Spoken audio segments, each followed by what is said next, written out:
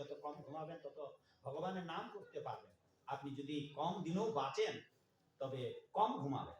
এই জন্য যে যত কম ঘুমাবেন তত গোবিন্দের চিন্তা করতে পারবেন। আর ঘুমা মানে মৃত, এইটা অর্ধমৃত। ঘুমিয়ে যাওয়া মানে অর্ধমৃত। তাও যদি নাক ডেকে ঘুমাতে পারেন, আপনার খাট সহ যদি ঘরের বাইরে বের করে রাখে মা, তবু টের পাবেন না। অনেক নাক ডাকা মানুষ আছে না, একেবারে নাসিকা কীর্তন ঘরঘর ঘরঘর ঘরঘর ঘরঘর করে ঘুমাই। যত বেশি ঘুমাবেন আপনার আয়ু কমবে, আর জেগেছে বরং গোবিন্দের নাম। ঠিক আছে? আর এবার সন্তানদের হাতে গীতা ভাগবত তুলে দিন 5 থেকে 12 বছরের মধ্যেই। তাইলে আপনার ছেলেরা সচ্চরিত্র হবে, বৃদ্ধ বয়সে পিতা মাতাকে পৃথক করবে না। দয়া করে যাদের বাবা মা আছে পৃথক করে রাখবেন না। আপনি যেখানে চাকরি করবেন প্রয়োজনে সেখানে নিয়ে যাবেন।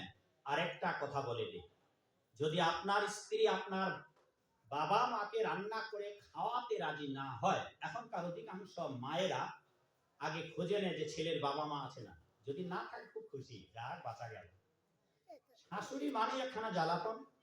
ওই বউ শাশুড়িটাও যদি ওই বাড়িতে বৌমা হয়ে এসেছে, বৌমা হয়ে আসে। এখনকার বৌমা গুলো তো অধিকাংশ বৌমা না, এক একটা বোমা।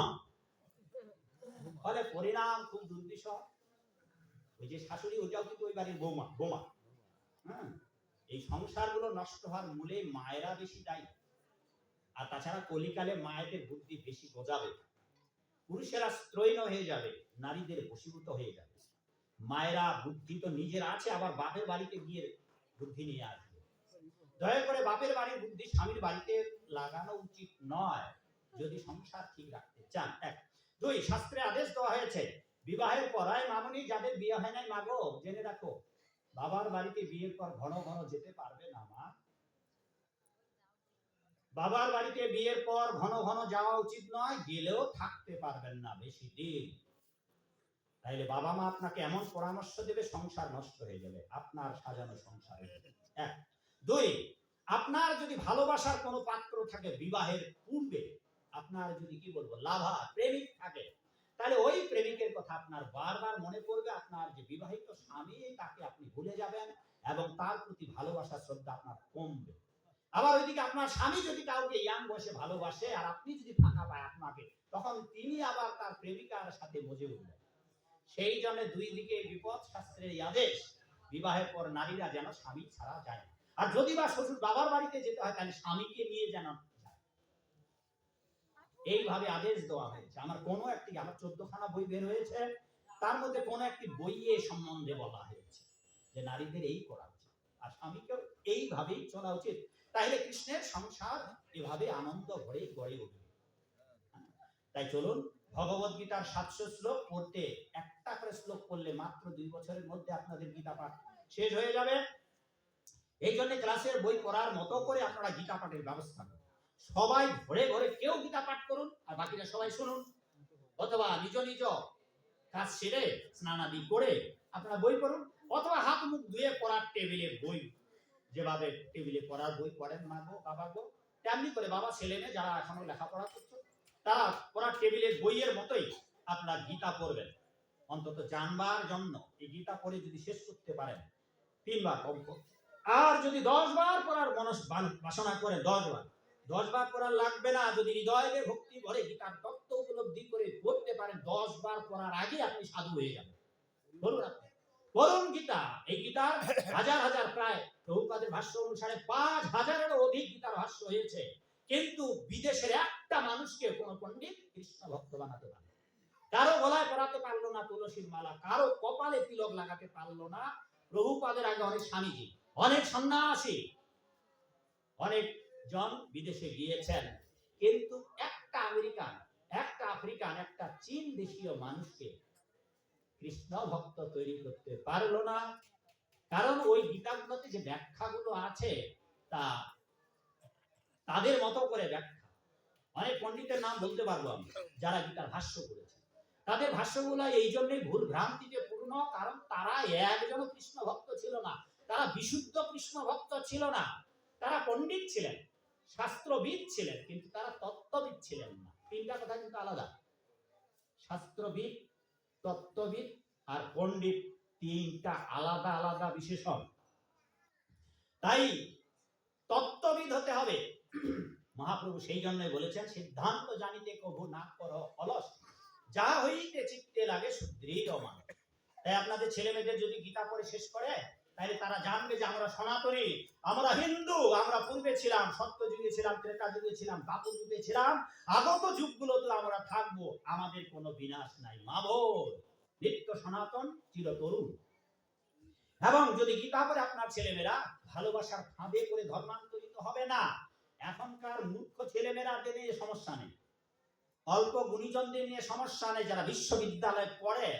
এইরকম অনেক কুলাঙ্গার ছেলে মেয়ে আমাদের হিন্দুদের মধ্যে আছে, যারা এত বড় পবিত্র শিক্ষা প্রতিষ্ঠানগুলোতে লেখাপড়া করে চরিত্র নষ্ট করেছে, আর জাতের নামে বজ্জাতিপনা করে নিজের জাতির কোনো মেয়ে পায় না। এই শয়তানগুলো তারা ধর্মান্তরিত হয়ে যায়। কিন্তু গীতা যদি পড়বার ব্যবস্থা করে দেন বাবা, হাই স্কুল জীবন থেকে, প্রাইমারি জীবন থেকে, তাহলে এই কলঙ্ক আর চুন কালি মুখে মাখাতে হবে না।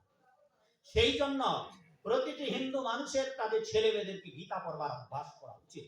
আর আপনারা যারা বৃদ্ধ হয়েছেন, 50 বছর যাদের বয়স পার হয়েছে বাবা, আপনারা এখন সাধু হওয়ার সুযোগ নেই, কারণ আপনারা পারবেন না।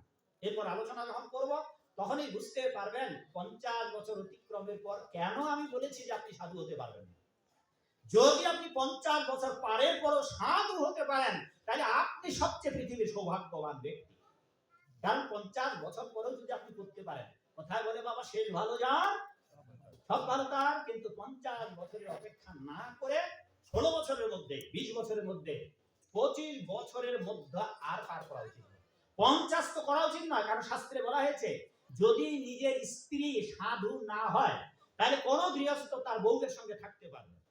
কোন গৃহস্থ মানুষের উচিত, সকল গৃহস্থ মানুষের উচিত, ভাগবতে বলা আছে 50 বছর বয়স হলে বউকে ছেড়ে আপনাকে সাধু সন্ন্যাসী হয়ে দেশান্তরী হতে হবে। তবে বলা হয়েছে স্ত্রী যদি ধর্মপত্নী হয়, তাহলে কৃষ্ণের সংসার করবে। ওই সংসারে থাকতে পারবেন যদি আপনি ভক্ত না হন। আপনার বউও যদি ভক্ত না হয়, তাহলে বাবা সর্বনাশ। তবে আপনাকে সংসার ত্যাগ করতে হবে, কিন্তু আপনি ত্যাগ করার দরকার নেই। এখন বলছি আপনি পারবেন না, আমরা বললেও পারবেন না, তাই কৃষ্ণের সংসার করে ছাড়িও না। কি করে কৃষ্ণের সংসার করবেন, চলুন এবার সেই বিষয়ে আমরা বলি। স্ত্রী পুত্র পরিবার পরিজন নিয়ে যারা গৃহে রয়েছেন, যারা সংসার করছেন, ব্যবসা বাণিজ্য করছেন, মাগো অল্প সময়ে স্বল্প কষ্টে যেন আপনারা গোবিন্দের ভক্ত হতে পারেন, সেই সম্বন্ধে এখন কথা বলি। আর তাছাড়া ভগবানের চিরকালের প্রতিজ্ঞা আছে। এই ভগবত গীতার 700 শ্লোকের মধ্যে 574টি শ্লোক ভগবান কৃষ্ণ বলেছেন। এই 574টি শ্লোকের মধ্যে প্রায় ডজন খানেকের শ্লোকে ভগবান প্রতিজ্ঞা করেছেন, বলেছেন যে আমি প্রতিজ্ঞা করছি, প্রতিজ্ঞা করছি, প্রতিজ্ঞা করছি। মা শোনো, মা গো শোনো, আমি প্রতিজ্ঞা করছি যে যারা আমাকে পূজা করবে, আমার শরণ নেবে, তোমার মন দিয়ে আমার পূজা করো, তোমার মন দিয়ে আমাকে নমস্কার করো, তোমার মন আমার ভাবনায় নিরন্তর ভাবিত করো। মন মনা ভব, আমার ভাবনায় ভাবিত। মদ ভক্ত, আমার ভক্ত। মদ জাজি, আমার উপাসনা করো। মাম নমস্কুরু, আমাকে নমস্কার করো। তোমার মন আমাকে দাও, তোমার মন শুধু আমাকে দাও। আর এখন আপনাদের ঘরে ছেলেমেয়েরা কি বলছে, এমন শুধু তোমাকেই চায়, শুধু তোমাকেই চায়। কিন্তু ভগবান বলেন তোমার একটা শুধু আমাকে দাও। কোনটা? তোমার মন। মন পদারবিন্দ, মন কৃষ্ণ পদারবিন্দয়। হে অর্জুন, যদি এইভাবে আমার কি আরাধনা করে, আমি প্রমাণপূর্বক ডিক্লার দিচ্ছি, প্রতিজ্ঞাপূর্বক ঘোষণা করছি যে আমার ভক্তের কখনো বিনাশ হবে না, হবে না, না না না। ভাবই বলতে প্রীতি জানহি নমে ভক্ত প্রণশ্যতি। হে অর্জুন, জগতে ঘোষণা দাও আমার ভক্তের কখনো বিনাশ হয় না, আমি আমার ভক্তকে রক্ষা করব, রক্ষা করব। এই জন্য বাংলায় প্রবাদ আছে, রাখে কৃষ্ণ। এই সম্বন্ধে একটা বিখ্যাত কাহিনী আছে, আজ আমি বলবো না। আমার অনেক গুরু ভাই এই কাহিনী আমার কাছে ডজন ডজন বার শুনেছে। আপনারা যারা মোবাইলে অনলাইন এখন জিতেন্দ্র দাস সার্চ দিলে আপনারা অনেকেই হয়তো এখানে, অনেকেই মোবাইলে আমার আলোচনা শুনেছেন। আমি জানি না এখানে কেউ আছেন কিনা যারা আমার আলোচনা শুনেছেন। এখানে এই বাবা বলতেছে শুনেছে, এখানে কয়েকজন হাত তুলেছে। মায়েরা কেউ শুনেছেন আমার আলোচনা বাড়িতে বসে? কোন মা আছেন? পেছনে কয়েকজন হাত তুলেছে। হ্যাঁ, যেমনই অনেক শুনেছে। যারা ধর্মের সঙ্গে সম্পৃক্ত তারা মোবাইল টিপলে দেখতে পাবে আমার, ঠিক আছে? তো যারা এই কাহিনী শুনেছেন শুনেছেন, আজ আর এই কাহিনী বলবো না, অন্য কাহিনী। সেই জন্য ভগবানের চিরকালের প্রতিজ্ঞা, কেবল ভগবানের ভক্ত হোক, ভগবান আপনাদের মহান পুরস্কারে পুরস্কৃত করবেন। যদি আপনারা ভগবানের ভক্ত হতে পারেন মা গো বাবা গো, তবে এই জগতে আপনি শান্তিতে থাকবেন। আর মৃত্যুর পর এই জগতে আর আসতেই হবে না, দিব্যানন্দে, চিদানন্দে, মহানন্দে, প্রেমানন্দে সোজা বৈকুণ্ঠে গিয়ে আনন্দে বিরাজ করতে পারবেন। কিন্তু যদি আবার এখানে আসতে চান, ওই যে বললাম, তখন কই মাছ হয়ে ঘুরে আসবেন, এই চিত্রা নদীতে আসবেন, এই নদীতে জন্ম হবে। আবার পিপিয়া হয়ে আসবেন আপনার ভিটায়, টিকটিকি হয়ে আসবেন আপনার ভিটায়, ইঁদুর হয়ে আপনার ভিটায় আসবেন। কারণ মাগো, যদি আপনি এই সংসারের মায়া মোহ ত্যাগ করে গোবিন্দকে ভজনা না করেন, তবে এই বাড়ির মায়া, যেদিন আপনাকে মৃত্যু হবে, মৃত্যুর পর আপনি ওই বাড়িতে 12 দিন থাকবেন, মৃত্যুর পরও 12 দিন থাকবেন। 12 দিন থেকে বাড়ির কান্নাকাটি, আত্মীয় পরিজন সবাইকে দেখবেন মাটা ঘুমাচ্ছে এখানে, ওই মা, মাটা খুলো মা, পদ্মাসনে সবাই, সব মায়েরা পদ্মাসনে বসুন। জয় মামুনিদের নিদ্রা কি জয়, মায়েদের ঘুম ঘুম কি জয়। যাদের জয় দেওয়ার দরকার তারা জয় দিচ্ছে, তাহলে ঘুমান যদি, তাহলে কি হবে মা গো? গাড়িতে 40 জন আছে, সবাই জেগে আছে, একজন যদি ঘুমায় কি হবে? এই একজন ব্যক্তিটাকে আপনারা সবাই জেগে থাকেন, আর আমি যদি, খুব ভালো লাগবে আপনাদের? আপনারা ঘুমালে ওই রকম আমার লাগতেছে, আমি ঘুমালে যেমনটা আপনাদের লাগবে তার থেকে আমার খারাপ লাগতেছে। সখীরে কি মাছ ধরিল বর্ষিতে, দয়া করে মা কিছুক্ষণ, মা গো কিছুক্ষণ, আমি তো গোড়ার থেকে বলেছি যে কিছুক্ষণ, আমি আলোচনা শেষের দিকে ঢালু করে নিয়ে যাচ্ছি, যাতে করে আপনারা বাড়িতে জানিয়ে যাবেন, ওইটুকু বলে দেবেন। আর যদি আবার কোনোদিন এখানে আসতে হয়, আমি সব জায়গায় বিদায় কালে বলি, অন্তত 2 দিনের ব্যবস্থা করবেন। 2 দিনের ব্যবস্থা করবেন। প্রথম দিন হয়তো প্রসাদ দেবেন না, দ্বিতীয় দিন প্রসাদের লোভে সবাই চলে আসবে। প্রথম দিনে শোনাবো, দ্বিতীয় দিনেও শোনাবো। কথা শোনাতে তো আমার একটা জরিমানা লাগবে, হ্যাঁ, আপনারা বসে থাকলেই হবে। তো চলুন এবার আমরা অন্য কোনো কাহিনী শুনবো। আমরা এখানে যতগুলো মানুষ এসেছি, যারা আমরা জানি কৃষ্ণ ভগবান। আচ্ছা, কৃষ্ণ ভগবান এখানে কেউ আছেন? হাত তুলুন দেখি। যে না, এখন হাত তোলার দরকার নাই। কৃষ্ণ ভগবান জানি না, কৃষ্ণ ভগবান মানি না, এরকম কেউ আছে নাকি? সবাই জানেন কৃষ্ণ ভগবান? কৃষ্ণ ভগবান বাবা, আপনি কে ভগবান বাবা? আপনাকে যদি জিজ্ঞাসা করে কে ভগবান, কৃষ্ণ ভগবান, যদি বলে যে আপনি তো সনাতনী মানুষ, আপনার আরাধ্য ভগবান কে বাবা, আপনি কি বলবেন? কৃষ্ণ। দেবর্ষী নারদ বলল, এই কলিযুগে, আর ভগবত গীতা 7ম অধ্যায় 19 নম্বর শ্লোকে ভগবান বলেছেন যে আমি যে ভগবান, ওটা বুঝতে পারবে না। 1 জন্মে পারবে না, 2 জন্মে পারবে না, 100 জন্মেও পারবে না, শত জন্মেও পারবে না। কি করে পারবে?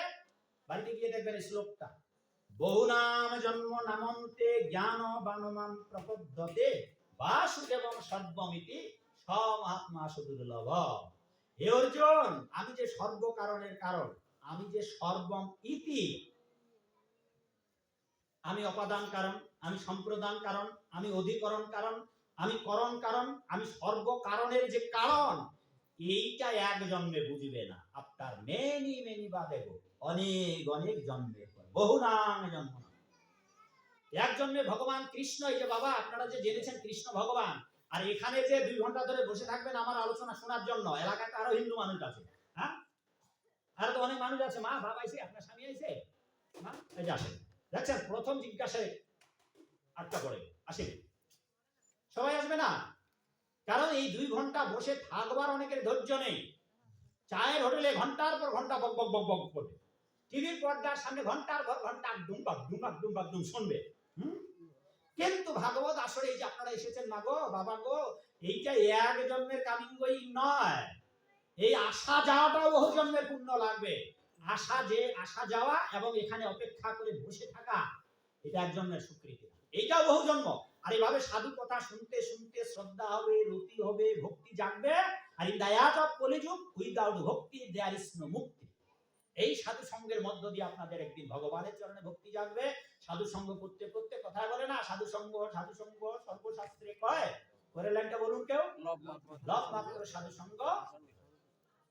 এই জন্য মাগো, আপনারা যারা গলে মালা পড়েছেন, বহু জন্মের ভাগ্যবান ভাগ্যবতী, যারা এই ভাগবত আসরে এসেছেন তারাও ভাগ্যবান ভাগ্যবতী, কারণ অনেক মানুষ আছে এলাকায় এখানে যদি 7 দিন ধরে, আমি এটা অনেক জায়গায় বলি যে কেউ যদি এখানে 7 দিন, আপনারা যদি এখানে 7 দিনে অনুষ্ঠান করেন, আপনাদের এই চিন্তির খোরে কিছু মানুষ, মা অথবা কিছু বাবা, পুরুষ অথবা নারী পাওয়া যাবে। 7 দিন ধরে ভাগবত অনুষ্ঠান করলেও কিছু কিছু মানুষ পাওয়া যাবে একদিনও আসবে না। কি বাবা ঠিক বলেছি? এই রকম কিছু হতভাগা লোক আজও পৃথিবীতে আছে। 7 দিন করবেন ভাগবত পাঠ, ও দুর্নাম করে বেড়াবে, ঢং ধরেছে ভোরবেলা। তারপর ঘন্টা পিটাচ্ছেন, বাবা একটু ঘন্টা আর এই আচমন পাত্রটা এখানে আনার ব্যবস্থা করুন তো প্রভু, ঘন্টা আর আচমন পাত্র দয়া করে, ঘন্টা আর আচমন পাত্র দিয়ে। হ্যাঁ, ঘন্টা পিটাচ্ছে, আরে ভাই ভাই নাই ঠিক, ঘন্টা পিটাচ্ছে। এই ঘন্টা পিটার অত্যাচারে ভাই বলল তুই আর এখানে থাকতে পারবি না। আমাদের গুরু ভাই নিজের ভাইয়ের অত্যাচারে ঘন্টা ভোরবেলায় পিটাচ্ছে, ও ঘুম নষ্ট হয়। তোর ভন্ডামি বাদ দে, তোর ঘন্টা পিটা বন্ধ কর। ভোরবেলা মানুষ একটা আরাম করে ঘুমাবে, শান্তি লাল। শেষে আমার গুরু ভাই কি করলো, ভাইকে নিদ্রাচ্ছন্ন করে ভিটাটাই পাল্টাতে হবে। ভেবে দেখুন মাগো। আর আপনাদের যদি কারো শত্রু না থাকে, খালি সাধু দেখবেন কালকে শত্রু পাবে, বলে মালা করুন সাধু, আরে কিসে ভণ্ড। আচ্ছা বাবা, প্রহ্লাদের নাম তো বুঝলাম, শুনছেন সবাই। আচ্ছা, প্রহ্লাদের কে শত্রু ছিল মাগো? মায়েরা উত্তর দাও তো মা, প্রহ্লাদের কে শত্রু ছিল? বাপ।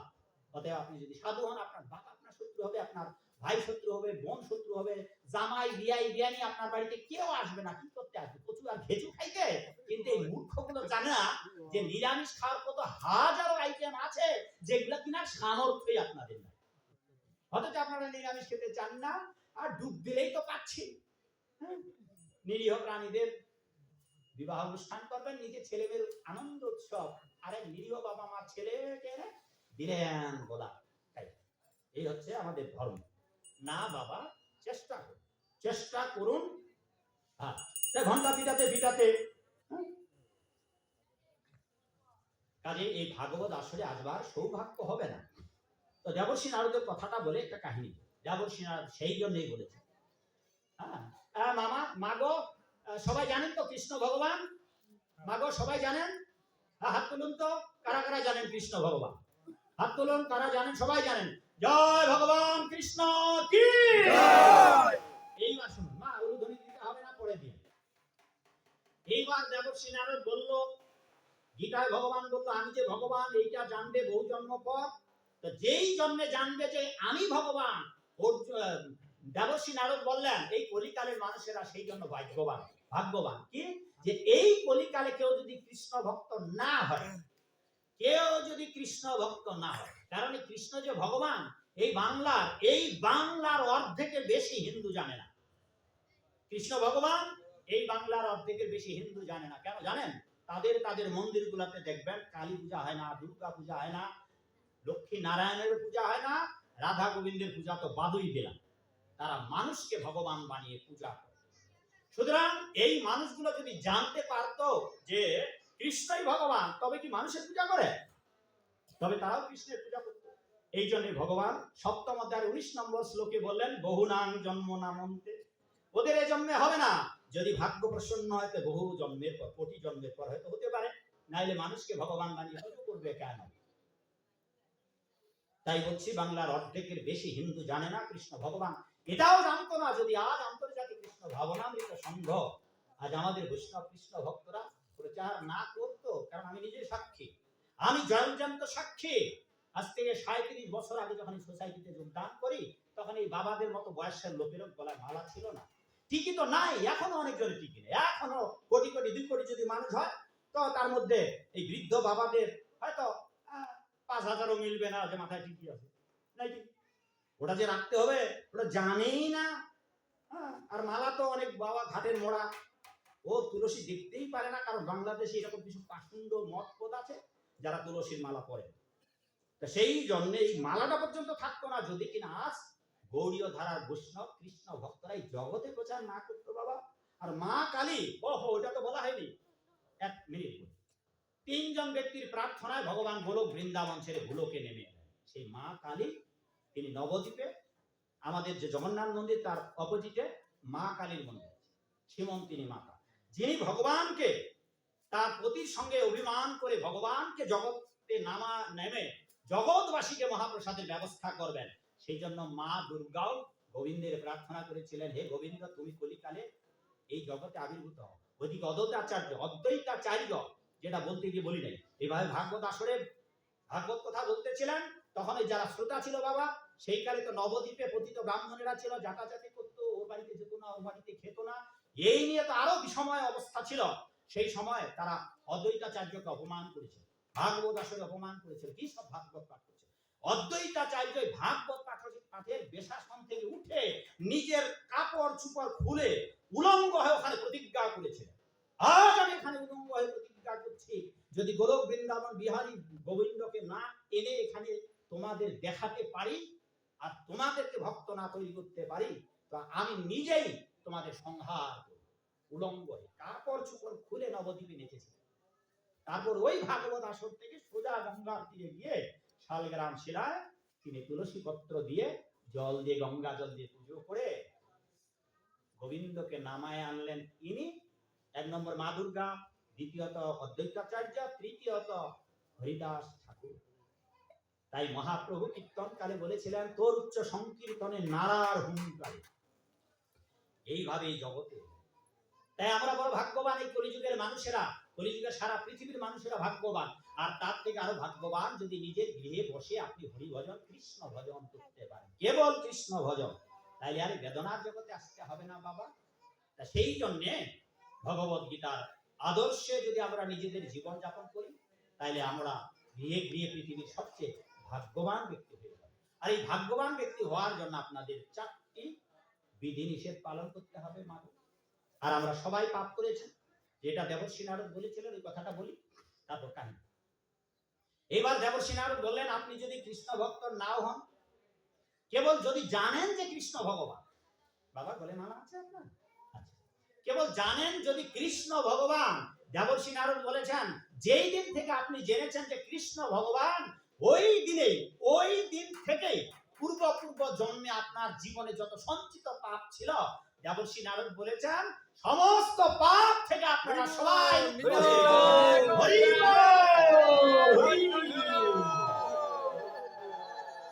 এইটা সবচেয়ে আমাদের ভাগ্যের বিষয়। ওই যে চেয়ারে যারা বসে আছেন বাবা, নিচে যারা বসে আছেন মাগো বাবা গো, আর মামুনি তোমরা দাঁড়িয়ে আছে কেন মাগো, বুড়ি হইছ, আসো বসো।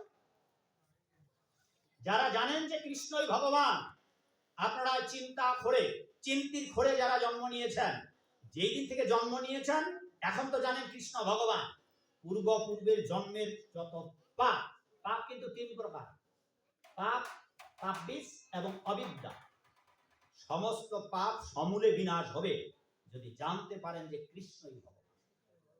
এবার এই গ্রামে জন্মগ্রহণ করে বা বিভিন্ন গ্রাম থেকে যারা এসেছেন বাবা, সবার তো পাপ আছে, কিন্তু পূর্ব জন্মের পাপ থেকে মুক্ত, এটা নিশ্চিত জানুন। কেন? দেবর্ষী নারদ বলেছেন।